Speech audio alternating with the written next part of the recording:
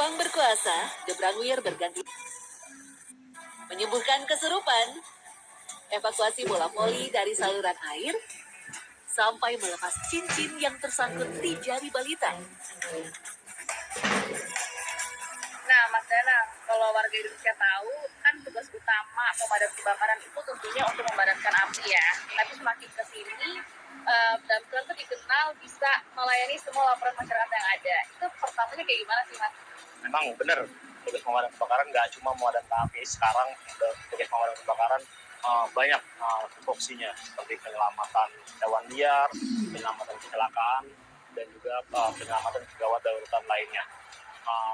Masyarakat awalnya tahu dari mana? Awalnya tahu mungkin mereka browsing gitu, browsing di YouTube. Sekarang teknologi makin canggih, mungkin browsing melihat pemadam kebakaran luar negeri, luar Indonesia. Mungkin mereka ketika terjadi sesuatu atau terjadi mereka membutuhkan bantuan, udah mungkin mereka terbenak, pemadam kebakaran yang mana bisa segalanya.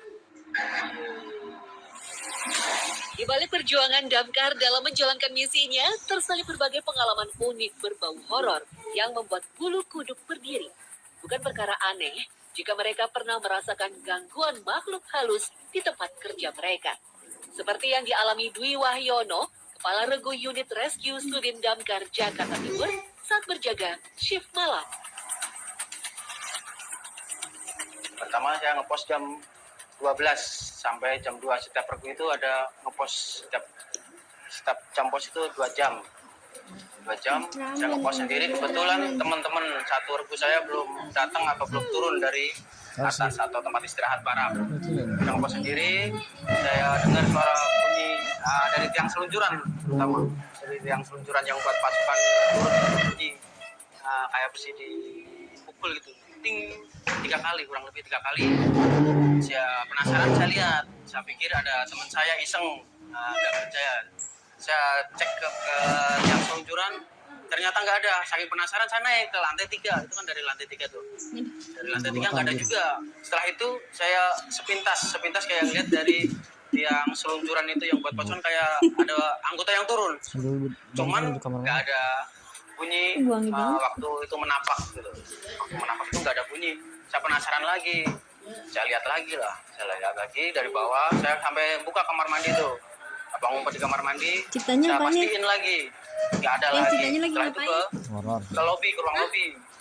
Saya lihat di ruang lobi ternyata nggak ada juga.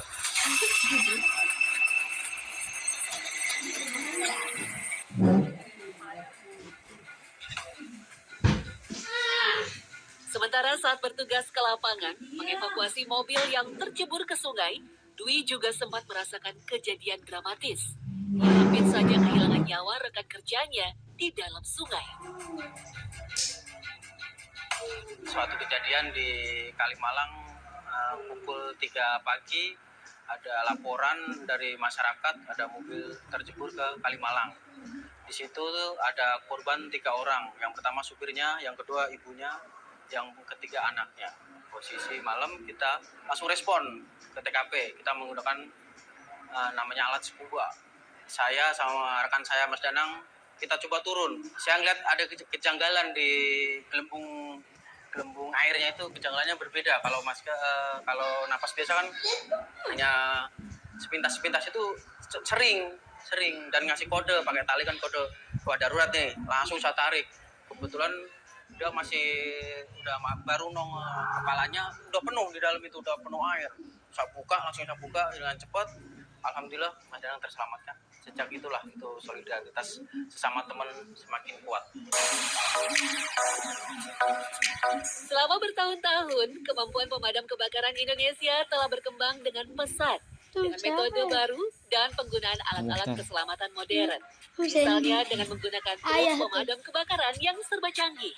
Faktanya, truk atau mobil damkar punya banyak jenis dengan fungsi yang berbeda-beda sesuai medan dari lokasi kebakaran. Saking eratnya hubungan pemadam kebakaran dengan kendaraan operasionalnya itu, dulu setiap mobil damkar diberi julukan. Salah satunya yang melegenda adalah si Renggo. Renggo bertugas sejak tahun 1975 dan memasuki masa pensiun pada tahun 1996 lalu.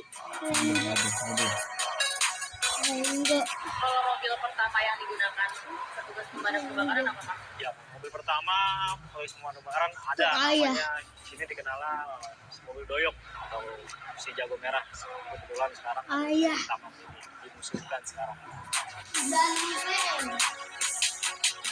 Keberadaan anggota pemadam kebakaran wanita sekarang dirasakan semakin penting.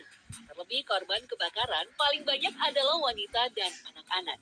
Tentunya penanganan dari petugas damkar wanita akan membuat korban lebih nyaman dan efektif menenangkan korban anak yang mengalami trauma pasca kebakaran. Profesi sebagai petugas damkar ibarat superhero di masyarakat. Mereka selalu siaga, siap membantu dalam segala peristiwa. Senada dengan motonya, pantang pulang sebelum padam.